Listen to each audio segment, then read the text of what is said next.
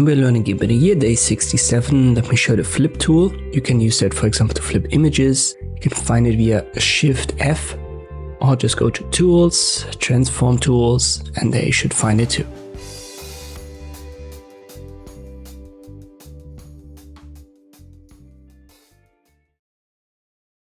It's super easy to use. The only thing that's important here is the direction. The default should be horizontal. When it's active, you can just left click on your image. If you flip it to vertical, it's then up and down flipping. So horizontal is left to right. And you can obviously combine that. So flip it vertically once, then horizontal. And then this would be a diagonal flip.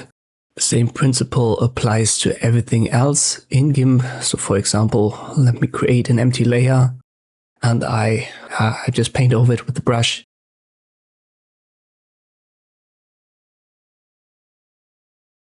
Nothing special, just a little bit bigger, something like this. You can flip that as well. You can see my brush layer is active in the layers menu at the bottom right. And if I left click here on it, the image stays in position and the brush is what gets flipped. This also works for text elements. I haven't yet talked much about the type tool. I just use it here. Left click on the canvas, type in a word, then I press Ctrl A to select it. And now I can adjust it. Let me make that white and a little bit bigger. Now that we've got it, I use the flip tool and once again, make sure that you're on the layer that you want to flip, in this case the text layer.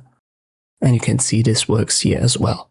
So just two things to watch out for. Make sure the layer is active that you want to use for flipping and then set the direction to horizontal or vertical. I hope this video was helpful. Thank you for watching and I'll see you next time.